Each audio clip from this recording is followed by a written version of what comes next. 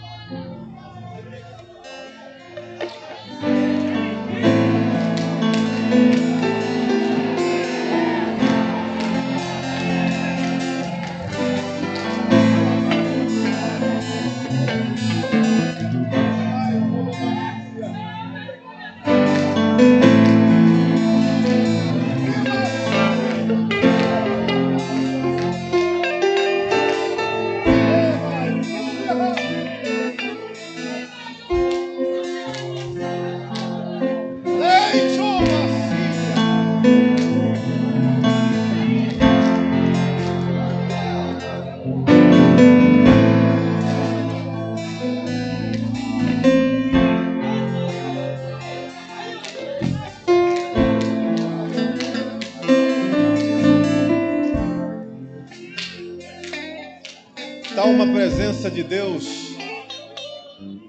tão inexplicável aqui. Desde os hinos da harpa até esse momento aqui está uma glória, uma unção. A Deus a glória. A Deus a glória. A todos a paz do Senhor Jesus. Eu quero lhe convidar a manusear, por favor, a sua Bíblia. No Evangelho segundo escreveu Marcos. Aleluia. Que noite maravilhosa, gente. Que noite maravilhosa. Nós estamos sentindo uma alegria, quer dizer, alegria é pouco, é gozo na alma, né? Parece que dentro de segundos aqui Jesus vai nos arrebatar, né? Que alegria, que fervor do Espírito. Glória a Deus, glória a Jesus. Glória a Deus. Por favor, queridos, Evangelho segundo escreveu Marcos, o capítulo de número 2. Enquanto você está manuseando a sua Bíblia, eu não tenho palavras aqui para descrever a minha alegria pelo que nós estamos vivendo nas quartas-feiras nesta igreja. Eu não tenho palavras, não tenho palavras. Meu louvor a Deus pela vida de todos vocês que têm estado aqui às quartas-feiras, você que não esteve ainda. Nós continuamos nesta série, mais uma, né, de tantas outras que já tivemos aqui nos cultos de ensino, mais uma para o mês de maio. Feliz por demais em ver, além de todos os membros congregados, os obreiros, as suas famílias.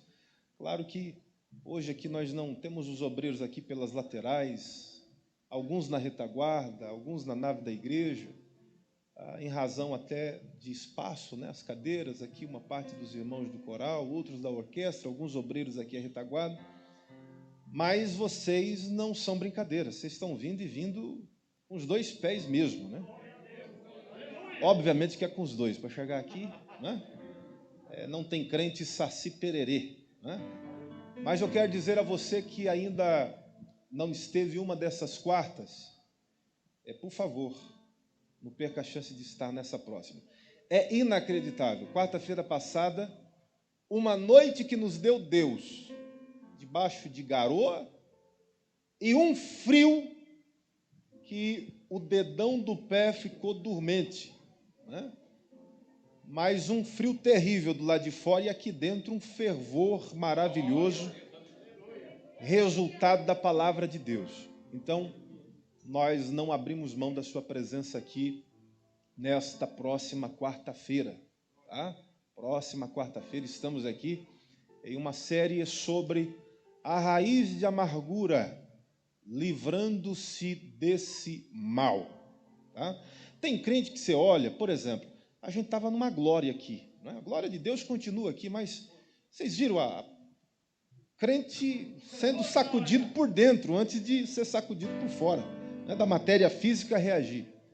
E tem crente, irmão, que parece que você olha, parece que ele está com a mente no mundo da lua, parece que ele veio para a igreja para a cerimônia fúnebre de Jesus. Aí a gente tem que lembrar que Jesus morreu, mas no terceiro dia ele ressuscitou. Aí você vê uns crentes que não reagem, né? Não reagem. Está engessado, travado. Às vezes, a gente até peca, né? De dizer, não, está frio, está gelado, não está dando lugar para Deus. Às vezes, irmão, não é isso não. Às vezes é a raiz de amargura. É crente amargurado, que no meio de uma glória, de um Pentecoste, está para lá de Bagdá. Então, a Deus a glória, pois nós, nas noites de quarta-feira, estamos aqui, através da palavra, combatendo a raiz de amargura. Tá bom? Tem crentes amargurados, né? Tem crentes na igreja, num culto, amargurado. E Deus está concedendo vitórias no emocional da igreja, onde nós estamos, através da palavra, combatendo a raiz da amargura. Então, quarta, 19, começamos aqui com oração. Oração, tá? Quarta-feira, oração. Vem preparado para orar pelo menos 30 minutos. 19h30, a gente dá início daquele modo como todos vocês aqui são sabedores, de uma maneira dinâmica, com Deus no negócio, Deus na frente, e será uma quarta-feira abençoadíssima. Quem achou o capítulo 2, diga amém. Amém. O Evangelho de Marcos é entre o Evangelho de Mateus e Lucas, que são os evangelhos sinóticos, né? Sinóticos em razão de histórias, né? Que encontramos, as semelhanças de histórias nesses evangelhos. E eu quero me ater sobre aqui o paralítico de Cafarnaum, no Evangelho de Marcos, capítulo de número 2. Né? Por favor, quem achou, diga amém. Amém. Diz assim: e alguns dias depois entrou outra vez em Cafarnaum e soube-se que estava em casa. E logo se ajuntaram tantos que nem ainda nos lugares junto à porta eles cabiam, e anunciava-lhes a palavra. E vieram ter com ele, conduzindo o paralítico, trazido por 4. E não podendo aproximar-se dele por causa da multidão, descobriram o telhado onde estava e, fazendo um buraco, baixaram o leito em que jazia o paralítico. Jesus, vendo-lhes a fé, disse ao paralítico: filho, perdoados estão os teus pecados. O versículo de número 11. A ti te digo, levanta-te, toma teu leito e vai para a tua casa. E levantou-se, tomando logo o leito, saiu em presença de todos, de sorte que todos se admiraram e glorificaram a Deus, dizendo: nunca tal vimos. E todos digam amém. Amém. Tome o seu assento, por favor. Eu recordo que há não muito tempo, eu havia ministrado nesse capítulo, inclusive essa palavra queimou aqui no meu coração. Antes de descer, estava conversando com o irmão Jonatas, diácono da igreja, que eu iria aqui, estava pensando, né? E buscando em Deus inspiração para poder falar hoje sobre Josafá. Mas meu coração queimou, e eu quero aqui me ater nesse capítulo, embora não vou aqui recapitular aquilo que em uma ocasião passada preguei. Quer dizer, posso recapitular alguns pontos, mas não pregar exatamente aquilo que havia pregado a última vez que preguei sobre esse capítulo. Esse capítulo, a última vez que havia ministrado ao coração de todos vocês, eu falei sobre as características da casa aonde Jesus está. A primeira característica, e é interessante, embora hoje não é culto de ensino, mas você podendo estar com a sua Bíblia aberta, não conversar com quem está do seu lado, tirar o volume do seu celular para não atrapalhar o culto de ninguém, você pode observar que a primeira característica que pelo menos eu havia compartilhado com vocês é que na casa onde Jesus está, tem ensino. A palavra do Senhor é ensinada, porque o versículo de número 2, do capítulo 2, revela para nós que Jesus estava ali na casa e ensinava-lhes a palavra. Tem ensino, né? E eu já cheguei a enfatizar com vocês aqui, abrindo um parêntese nesta primeira característica, o que é ensinado na sua casa? Né? O que é ensinado na sua casa? É você que, pautando-se na palavra de Deus, é boca de Deus dentro da sua casa? Ou é uma babá eletrônica que vomita até o que não presta na sala da tua casa? O que é ensinado na tua casa? Uma outra lição aqui, que eu havia meditado com vocês, é que o texto revela para nós que esses 4 amigos foram levar esse paralítico até a casa, não podiam entrar, porque havia muita gente, uma multidão. Né? Eu recordo que quando estive lá em Israel, inclusive na cidade de Cafarnaum, a um dos guias eu perguntei qual que era a metragem da casa. E eu recordo que um deles havia dito que variava de 17 a 19 metros quadrados a casa na época. Gente, imagina aqui o texto, o Evangelho de Marcos dá o detalhe que havia, então, uma multidão que não cabia na casa, e todos, por sinal, querendo entrar na casa. Aí eu te faço uma pergunta, o que é que tinha naquela casa? Tinha uma TV LED 4K de... Como? Plasma. Uma TV plasma, uma de 75 polegadas. O que é que tinha naquela casa? O ar-condicionado? O que tinha? Uma sauna? O que tinha naquela casa? Né? Para toda essa gente querer entrar lá. Diga-se de passagem, era uma casa simples, extremamente apertada, não oferecia muito conforto. Mas Jesus estava lá e era isso, e isso era tudo para aquela casa ser o melhor lugar do mundo. Então, uma outra lição aqui para você: na casa onde Jesus está, é o melhor lugar do mundo. Se você acha melhor estar fora da tua casa do que dentro, você precisa rever isso. Jesus precisa reinar dentro da sua casa e esses valores não podem ser invertidos. Se você fica mais feliz quando você está fora de casa do que dentro, queridão, receba essa palavra: Jesus precisa reinar dentro da tua casa. Você tem que sentir alegria, prazer dentro da sua casa. Aí tem uma outra lição aqui que levaram ali na casa. Não era o único, tinha tantos outros problemáticos, enfermos, limitados por questão de alguma debilidade. E eles levam lá um paralítico, 4 amigos que levam um paralítico. Os doentes estavam lá. E eu tomei proveito de dizer para vocês que levar o doente até Jesus, diga-se de passagem que Jesus ainda é o médico dos médicos.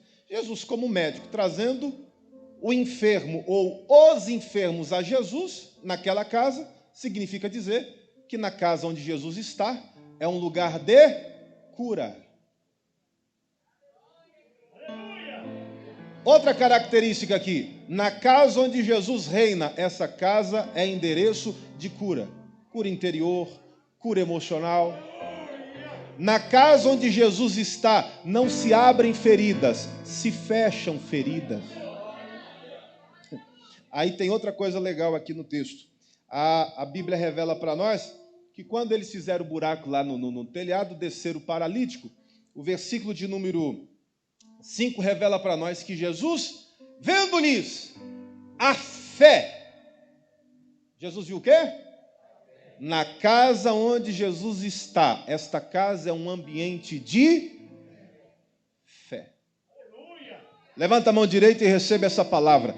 A incredulidade não vai cantar de galo dentro da tua casa. Lá é um ambiente de fé.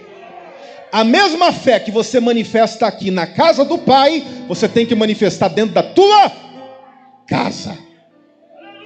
Para o culto dessa noite não ser um culto perdido, a fé que você tem aqui é a mesma que você tem que ter lá. Quer ter fé só na igreja e ser incrédulo dentro da sua casa? Ser duvidoso dentro da sua casa daquilo que Deus está falando aqui, daquilo que Deus te prometeu, daquilo que Deus reservou para você? Ei, o inimigo número 1 da fé chama-se dúvida. A dúvida vai ficar por baixo do teu pé. E eu quero declarar que a tua casa, teu lar, é um ambiente de fé. Aí tem uma outra coisa que acontece no texto. Aí o versículo de número 5 ainda, Jesus pega e diz assim: filho, perdoados estão os teus pecados. Outra característica da casa onde Jesus está. Na casa onde Jesus está.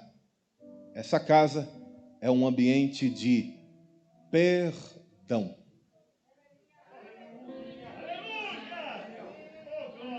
Ei, se Jesus reina na sua casa não pode ser um ambiente de ressentimentos. O que é ressentimentos? Ou ressentir? É sentir de novo. Ressentimento nada mais é do que você ter o mesmo sentimento daquilo que você teve lá atrás por algo que te machucou, te entristeceu, te decepcionou. Quando você torna a ter um sentimento, passados já dias, semanas, meses ou anos, qual palavra é para isso, pastor? Ressentimento. Qual a cura para isso, pastor? Perdão. Tem gente que não vive bem emocionalmente, ressentido com quem se divorciou, ressentido com fulano, com ciclano, com amigo, Ei, perdão, libera perdão, é muito mais fácil. Por quê, pastor? Porque aquele que é ressentido, esse dito você já ouviu, vou recapitular para você. O ressentido é aquele tipo de gente que toma o veneno esperando que o outro morra. Mas quem está se envenenando e morrendo é ele, enquanto o outro está tocando. A casa onde Jesus está é um ambiente de perdão.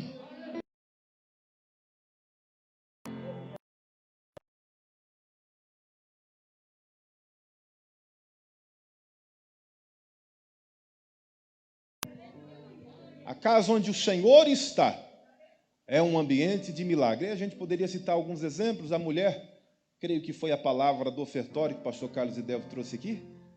Foi da mulher dos vasos emprestados? Foi dentro da casa, né? Teve milagre dentro da casa. Tantos outros exemplos que a Bíblia revela para nós, de milagre dentro de casa. Ei, eu não quero aqui contrariar você. Você está aqui na igreja.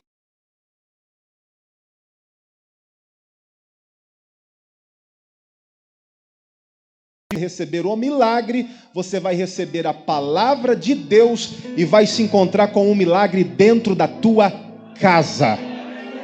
A casa onde Jesus reina é o endereço de milagre. Você pode, gente, está tão tremendo o culto hoje aqui, você pode estender a mão para quem está do teu lado, pelo amor de Deus, não toca nele, não abaixa a máscara, mas diga assim, ó, a tua casa é endereço de milagre. Vai lá.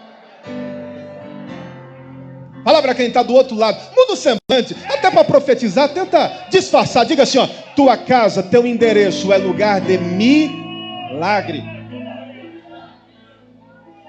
Por quê, pastor? Porque Jesus reina lá. Porque Jesus está lá.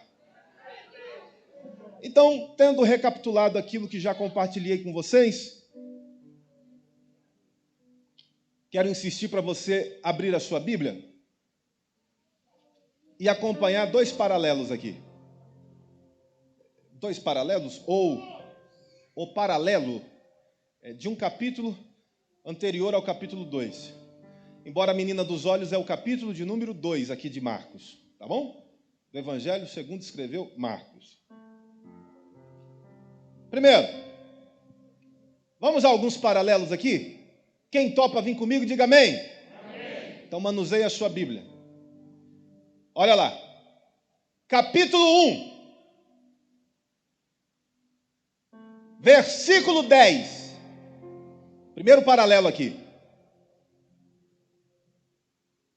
No versículo 10 do capítulo 1, revela para nós que Jesus sai das águas do Jordão e os céus se abrem.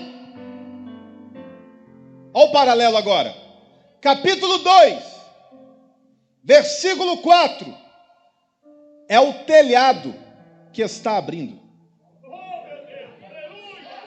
Pastor, não entendi, vou te dizer. Tem dia que parece que é o céu aberto, escancarado sobre a sua vida. Mas tem dia, meu irmão, que parece que a casa está caindo sobre você. Quer outro paralelo? Olha o capítulo ainda 1, versículo 10. O Espírito veio como forma corpórea, veio como pomba. Aí o capítulo 2, versículo 4, revela que desce um paralítico, que significa ali nada mais do que um problema para Jesus resolver. Que é isso, pastor? Do mesmo céu, que tem dia que vem bênção, tem dia que vem cada abacaxi sobre você. Vamos a outro paralelo? Legal isso aqui. Capítulo 1, versículo 11. Acompanha aí na Bíblia. Este é o meu filho amado em quem me comprazo. Quem foi que falou? Deus. É Jesus que pega e diz: filho, perdoado estão os seus pecados. Que é isso, pastor?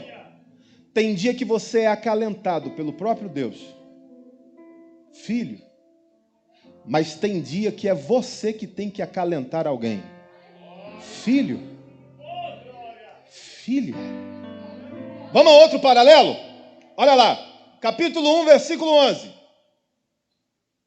Deus Pai elogia o filho, dizendo: filho, amado. Aí no capítulo 2, o versículo 7, tem dias, irmãos, que haverão cada elogios para o teu lado. Mas ó, assim como tem o dia dos elogios, o dia das críticas, eles não falham. Lá no capítulo 1, versículo 11, ele é elogiado pelo próprio Pai. Esse é meu filho amado, em quem me comprazo, me dá prazer, satisfação. Aí no capítulo 2, versículo 7, ele é extremamente criticado ali pelos escribas. Diga para quem está do outro lado, diga assim, ó, não se desvie, pelo amor de Deus, isso faz parte. Capítulo 1, versículo 12, olha lá, outro paralelo. Capítulo 1, versículo 12, ele é conduzido pelo Espírito ao deserto. O capítulo 2, 3, revela um homem que é conduzido por 4. Que é isso, pastor? Tem dia que você vai, porque é conduzido, levado, motivado, impulsionado pelo Espírito Santo de Deus. Mas tem dia que você vai, porque está sendo levado, está sendo carregado.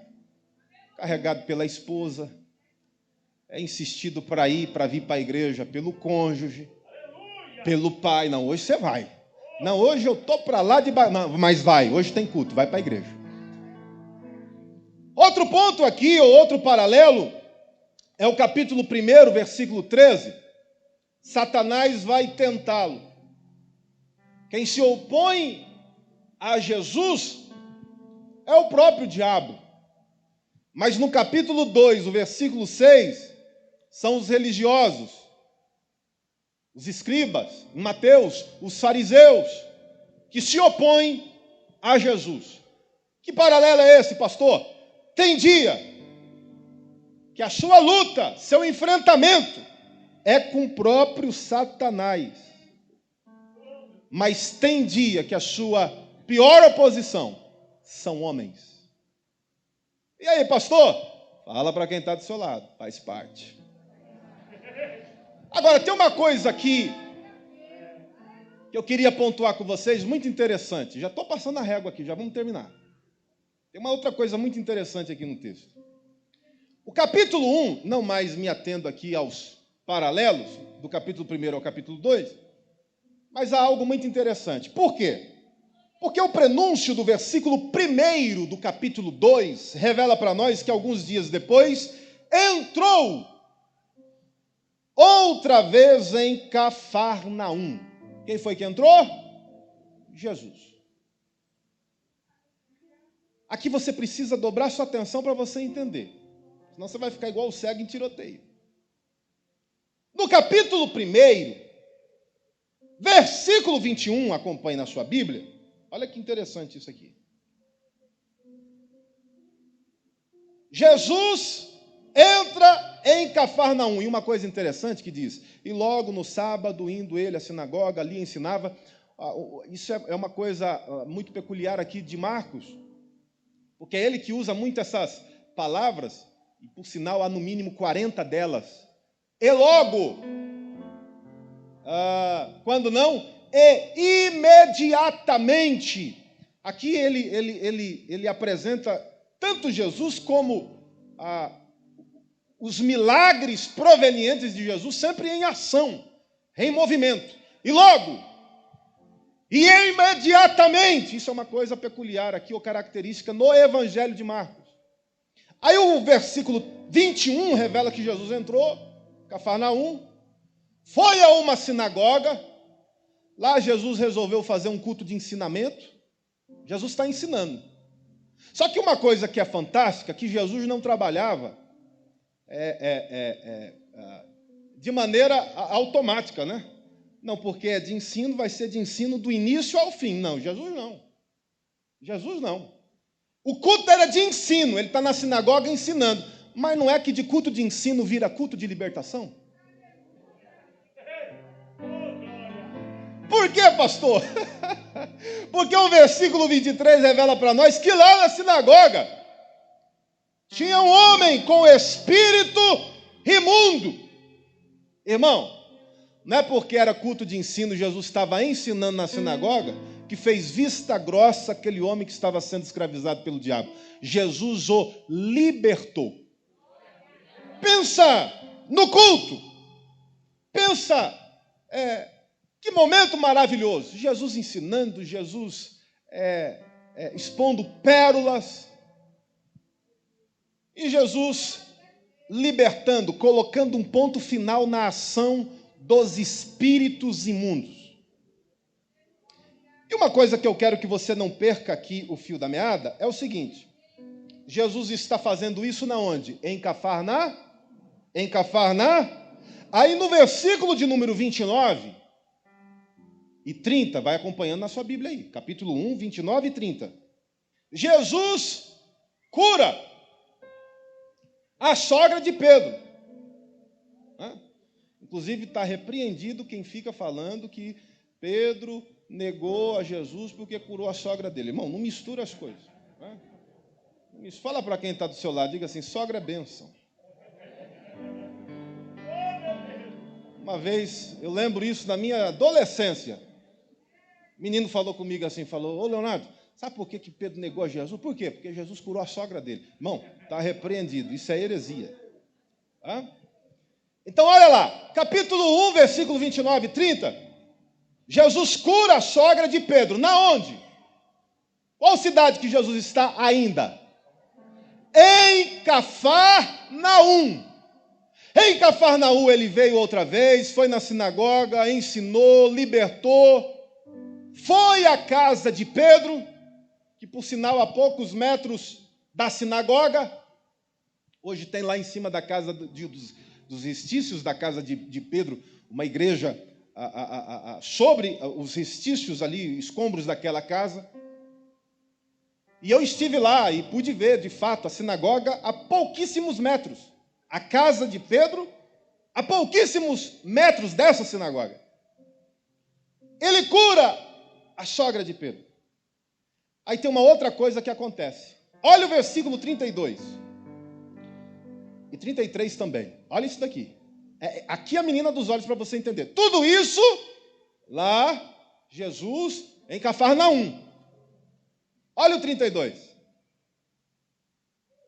E tendo chegado à tarde, quando já estava se pondo o sol, trouxeram-lhe quem?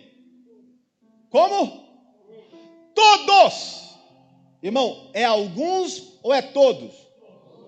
Querido, não, você não entendeu a pergunta. É uns ou é todos? Trouxeram-lhe todos. Os que se achavam enfermos e os endemoniados. Aí olha o versículo seguinte, o 33. E toda... Não, aqui é loucura. E toda a cidade se ajuntou aonde Jesus? Não, você não está entendendo. Há uma grande probabilidade do paralítico que lá na frente, no capítulo 2, precisou de 4 amigos. Há uma grande probabilidade, e diferente da palavra probabilidade, eu poderia talvez ser categórico, com o exemplo do versículo 32 e 33, que ele estava lá também. Para quê? Para ser curado. Ele estava lá também para quê? Para receber o seu. Mas não foi no versículo 32 e 33 do capítulo 1 a vez dele. Ele estava lá. Paralítico de Cafarnaum. Trouxeram todos os enfermos. Irmão, você consegue imaginar? Ali Jesus estava num pique tremendo. Para curar, para libertar. Pensa num culto de avivamento, de sinais, de maravilhas. Imagina os discípulos, os seguidores de Jesus passando pelas ruas, vielas, enfim, daquela cidade, dizendo, ó, tem enfermo aí? Traga para cá, o endereço é esse aqui, Jesus está lá, e hoje, aonde tiver enfermo, Jesus vai curar, onde tiver gente oprimida pelo diabo, Jesus vai colocar um ponto final. Consegue imaginar? Eu não estou forçando não, está aqui no versículo 32. E tendo chegado à tarde, quando já estava pondo o sol, trouxeram-lhe todos os que se achavam enfermos e endemoniados. E o 33 diz, e toda a cidade se ajuntou à porta. O paralítico do capítulo 2, no capítulo 1, versículo 32 e 33, esteve lá. Talvez na fila, esperando a sua vez. Ela chegou? Foi curado? Recebeu milagre? Aí o que é incrível é o versículo 1 do capítulo 2. E alguns dias depois, oh meu Deus, entrou outra vez Jesus em Cafarnaum. E soube-se que ele estava em casa. Sabe o paralítico que não recebeu o milagre no versículo 32 e 33 do capítulo 1? Não é porque no capítulo 1 ele não recebeu o milagre que ele desistiu no capítulo 2. Jesus voltou? Voltou. Está lá? Está lá. Ele só não podia dizer pernas para quem tem, porque mesmo tendo pernas não mandava. Mas ele teve 4 homens. Não sei se isso se repetiu sendo os mesmos, como que ele esteve ou chegou lá no versículo 32 e 33 do capítulo 1. Mas aqui no capítulo 2, ele toma proveito de ver mais uma oportunidade. E essa é a palavra que eu quero aqui compartilhar a você. O que Deus não fez antes daquela situação ou dessa necessidade que você tanto esperava, manifeste a sua fé. Porque hoje pode ser o dia depois, reservado por Deus para aquilo que você tanto precisa. Oremaia, Candala, Machúria, Calabaia. Ei!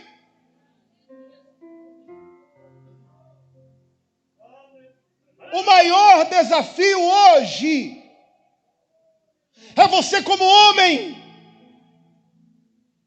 de Deus, mulher de Deus, chefe de família, filho, mãe, pai. O maior desafio é você se posicionar como resistente e não desistente. Porque o que é de homem desistente pelo caminho? mulheres desistentes pela jornada, dando bandeira branca, se rendendo às circunstâncias. Ei! Enquanto a vida, ao quê? Esperança. Receba esta palavra em o nome do Senhor Jesus. Enquanto a vida, há esperança. Enquanto a vida, nada está perdido. Tente outra vez. Você pode falar isso para umas 6 pessoas? Diga assim, ó, tente outra vez. Tente outra vez. Aí eu vou insistir, eu vou ser chato com essa palavra aqui. Diga para o seu irmão, tente outra vez. Acho que 6 pessoas é pouco. Aponta o dedo para umas 12 pessoas e diga assim, ó, tente outra vez.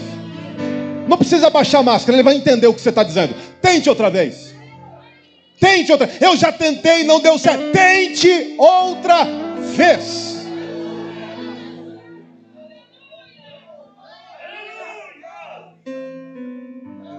Paralítico está lá no versículo 32, no 33.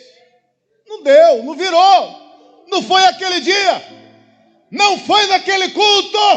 Mas no capítulo 2, tentou outra vez. Ele topou tentar outra vez. Oh, aleluia. Você pode dizer com autoridade, sabe aquilo que Deus te prometeu? Sabe aquele milagre que você acredita, ou Deus vai operar o milagre, ou Deus vai operar o milagre? Está entendendo o que eu estou dizendo? Bata a mão no peito e diga com autoridade para o seu irmão, eu não vou desistir. Eu não vou desistir.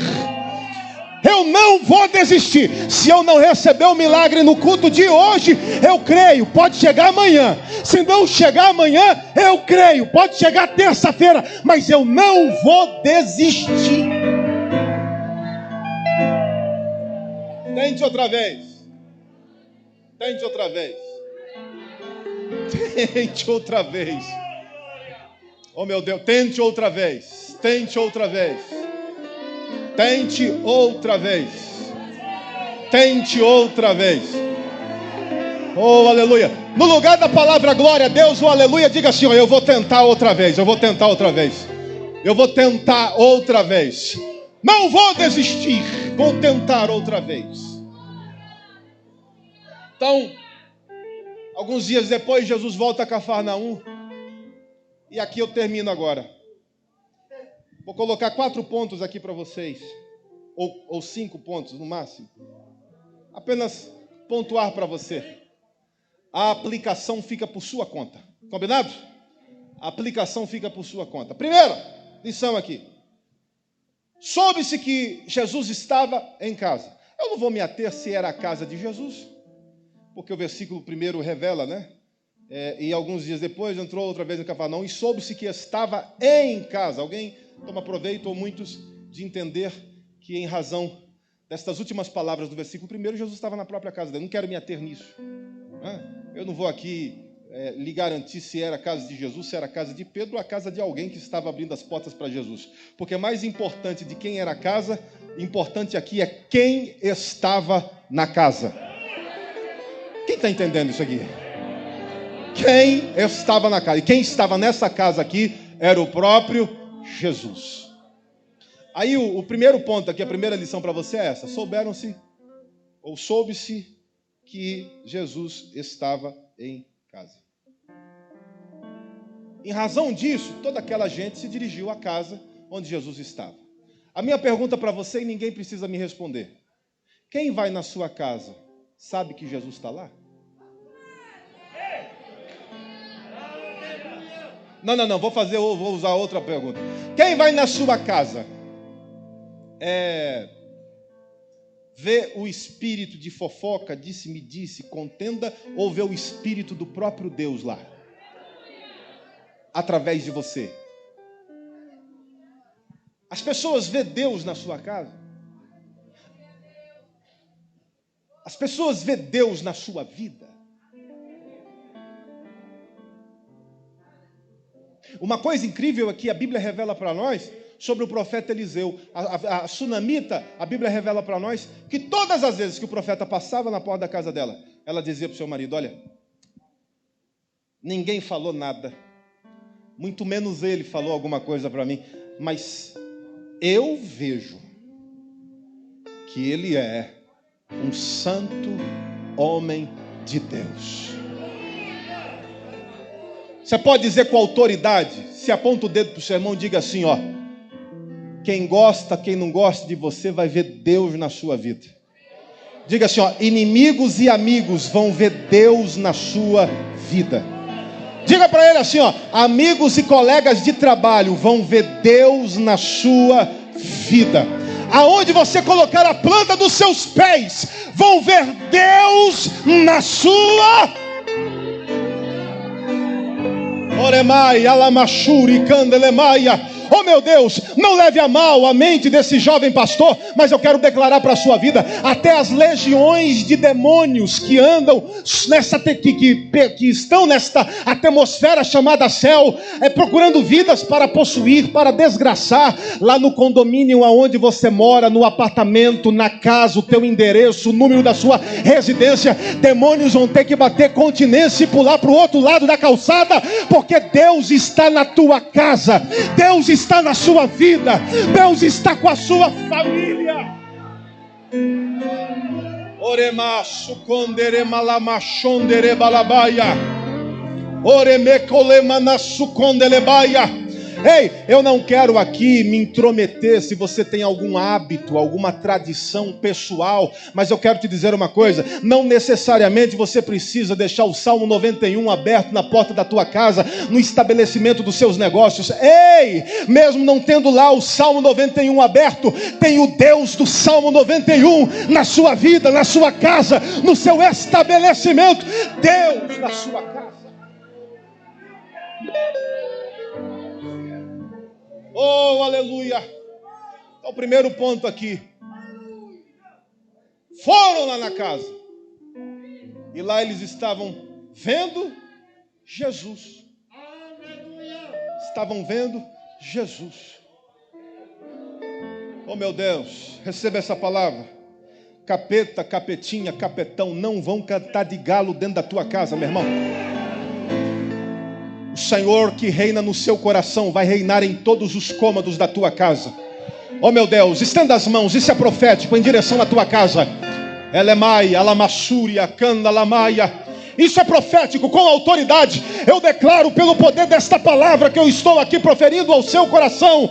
Demônios vão ajuntar as suas trouxas, vão se retirar do quarto do teu filho, do quarto do teu cônjuge, vão bater em retirada. Tem libertação. O Senhor vai reinar dentro da tua casa. Espírito de opressão no quarto do seu filho vai bater em retirada agora. Oh meu Deus, isso é incrível. Você está aqui recebendo a palavra aqui e Deus está agindo lá. Espírito de destruição não terão legalidade dentro da sua casa. Teu filho que está perturbado, sua filha que não está dormindo bem, vai ver Deus lá. Vai sentir a ação do Espírito de Deus lá. Agora, olha a outra lição aqui. Segunda. Quem me ouve, diga amém. Repita após mim dizendo assim: fé. Não, se você puder grita, irmão, diga assim: fé. Não é quando eu vejo a porta aberta. O que é fé, pastor? Fé é mesmo tendo bloqueios, obstáculos, através da fé, você vê uma oportunidade. Esses 4 amigos, eles estavam com uma fé tão tremenda, que mesmo o povão na porta, não tendo como entrar, eu imagino que não dava nem para fechar a porta. Há quem diga, Eu vi um comentarista expositor dizendo que tinham fechado a porta. Mas eu acredito que em razão da multidão querendo invadir, entrar na casa porque Jesus estava lá, não tinha como fechar a porta, nem pedir licença e empurrar os que queriam entrar. Irmão, o povo se ajuntou ali porque Jesus estava na casa. Aí veio os 4 amigos, trazendo o paralítico. Olha o obstáculo. Não tinha por onde começar, nem pedindo licença ia dar jeito. Na ótica humana, não tinha jeito. Mas a fé, ela vê uma oportunidade. Mesmo quando na ótica humana tudo está perdido.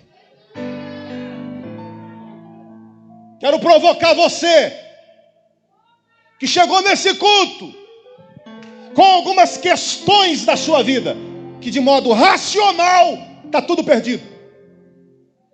Ei! Nessa situação onde de maneira racional está tudo perdido, a minha palavra para você hoje é essa: use a fé. Porque através do poder da fé, aquilo que está perdido para você, através da sua fé em Deus, você vai ver uma oportunidade. Você pode dizer para o seu irmão, diga assim: essa semana é semana de oportunidade para a sua vida. Diga para o seu irmão, diga assim: esse mês de maio é um mês de oportunidade para a sua família. Não, diga com autoridade, gente. Diga assim, ó: a pandemia está aí e tem oportunidade de Deus para a sua vida. Fala para quem está do outro lado: a crise está aí, mas eu estou dizendo pela fé, tem oportunidades de Deus para você. A fé vê oportunidades. Se você só está vendo os obstáculos, se você só está vendo a crise, se você só está vendo a falência, se você só está vendo a pandemia, se você só está vendo desgraça, eu tenho uma palavra para você hoje: volte usando a fé, porque para cada desgraça, pandemia, crise, luta, dificuldade, bloqueios, obstáculos, você vai ver uma oportunidade estabelecida por Deus para você. E eles viram uma oportunidade. Fala para o seu irmão, diga assim: ó, as oportunidades através da fé fogem do normal. Fala para quem está do outro lado, diga assim, ó: podem pensar que você é louco. Diga assim, ó: você vai usar a fé essa semana. Fala para ele: você vai usar a fé essa semana. Diga assim, ó: você vai fazer algumas coisas que vão pensar que você está meio pinel, doido. É que através da fé,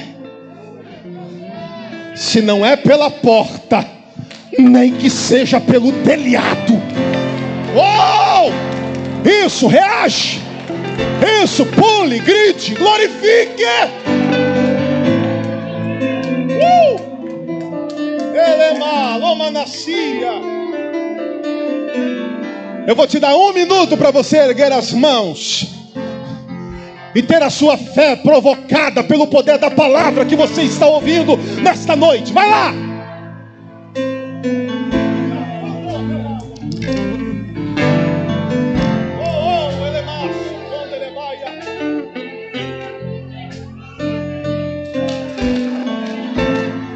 Emanaço come maravilha. Elemana calamassuri calabá.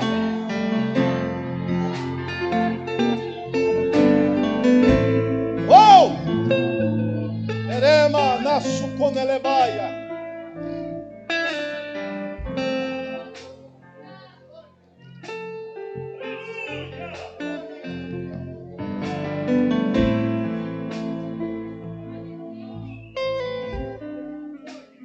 Outra coisa, toda vez que você, próxima lição aqui, toda vez que você manifesta a fé, tem o primeiro obstáculo, você não desiste, porque tiveram lá o obstáculo da multidão, o povo não tinha como ir pela porta, muito menos pela janela. Eles não desistiram por conta da fé e foram por Agora, imagina isso. Ei, imagina isso. Jesus está lá, ensinando. Lembra do versículo 2? Jesus ensinava. E não é que na hora do culto, gente, você tem que pegar isso. Não é que na hora do culto, através da fé ousada desses homens, atrevida desses homens, aqueles que estavam na casa, fizeram isso aqui, ó. Olharam para cima. Oh, meu Deus.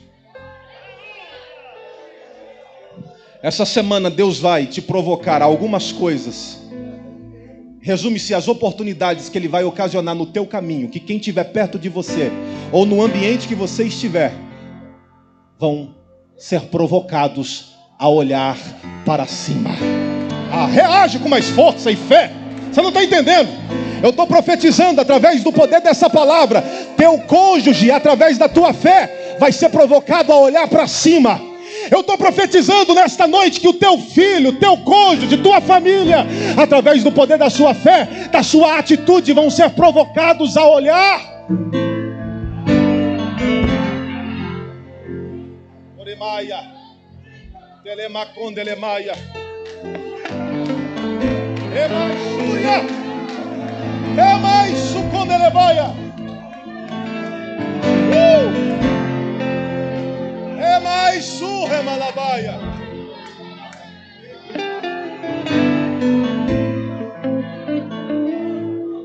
Quem estava na direção do culto naquela casa?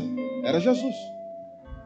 Mas quem provocou todo mundo a olhar para cima foram os 4. Deixa eu dar uma palavra para você. Cuidado com quem num culto, na igreja, só te faz olhar para baixo e te dando motivos para você ficar cabisbaixo. Cuidado com essa raça de gente. Ei, esteja próximo de quem te provoca no meio das adversidades, no culto onde Jesus está, na igreja onde você congrega, a olhar para cima, a erguer os olhos para cima. Quem pode aplaudir e bendizer o Deus do céu?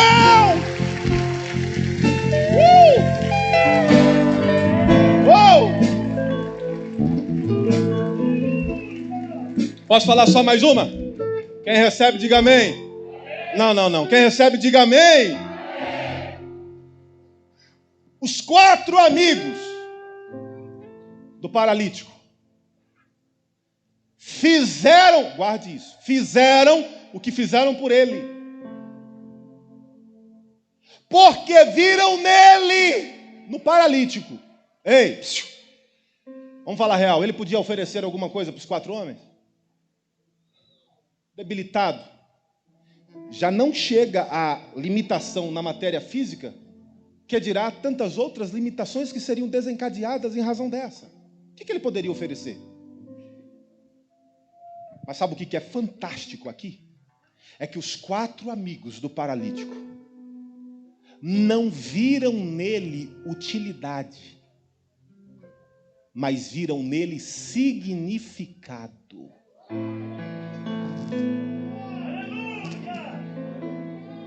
Por quê, pastor? Porque tem pessoas que não te amam, querem apenas se utilizar do que você pode oferecer, banalizando o seu significado.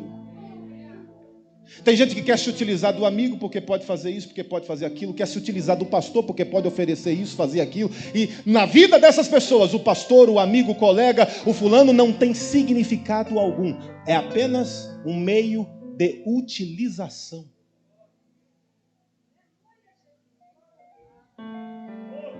Conhece alguém que quer apenas te usar, vendo você como um utilitário? Os 4 amigos não viram ele como um homem que poderia, através dele, se utilizarem de alguma coisa. Não.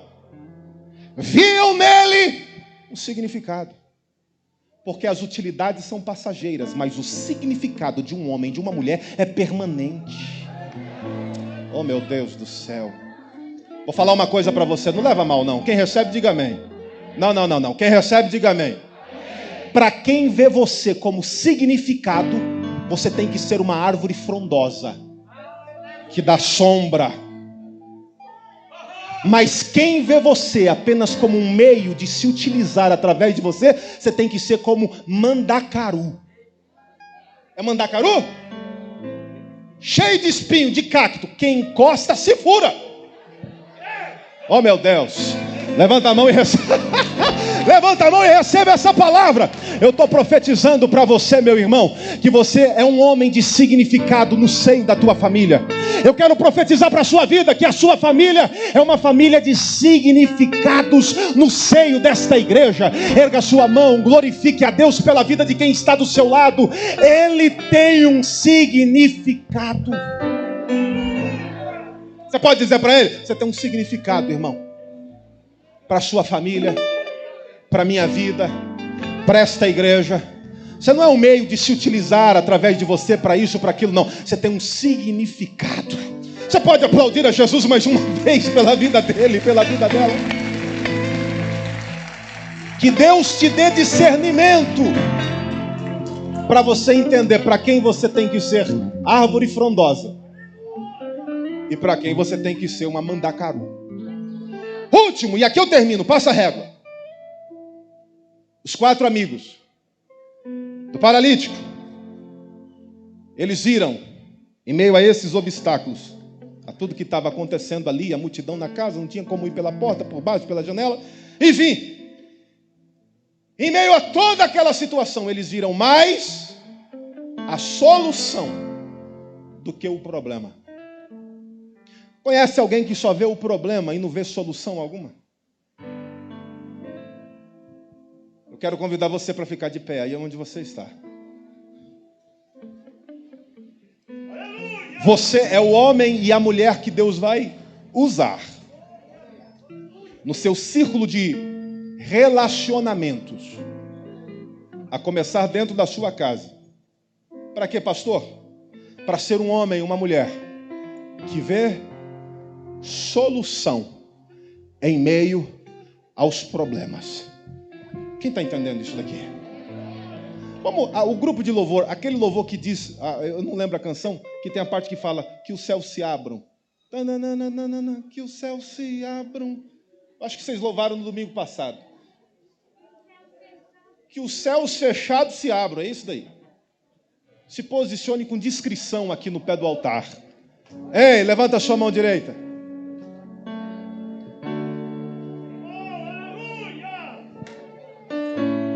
Elemana Kandashuria Kalabaia. Quem está com a família do lado aí? Quem está? Faz assim. É o filho, é o cônjuge, é o irmão. Olha para ele, olha para ela e diga assim, ó: no meio dessa problemática, eu vejo a solução pela fé.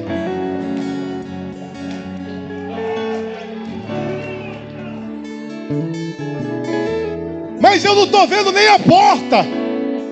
Pouco importa, Deus abre porta até onde não tem parede. Oh meu Deus, eu quero que você estenda a mão em direção ao seu irmão. Se você puder, use as duas. Isso é profético. Não abaixe a máscara, não toque nele. As galerias, a nave da igreja. Eu quero que a palavra para você, profetizando sobre a vida dele, seja essa aqui. No meio desse problema, você vai ver a solução pela fé. No meio desse problema, você vai ver a solução pela fé. No meio desse problema, você vai ver a solução pela fé. Vamos lá? 2 minutos, comece a profetizar sobre os seus irmãos. Vai lá.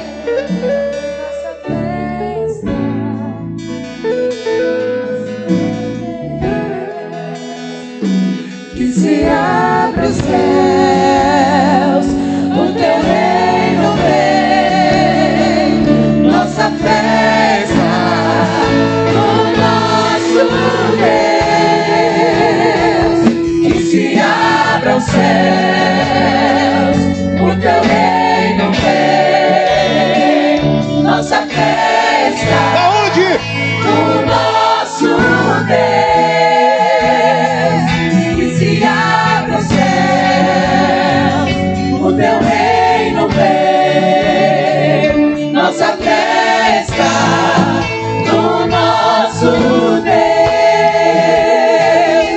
se abram céus fechados, se abram. O teu reino vem, nossa fé e esperança estão em Deus. Campo Limpo! Que os céus fechados se abram. O teu reino venha volver. Nossa fé Aonde? e esperança estão em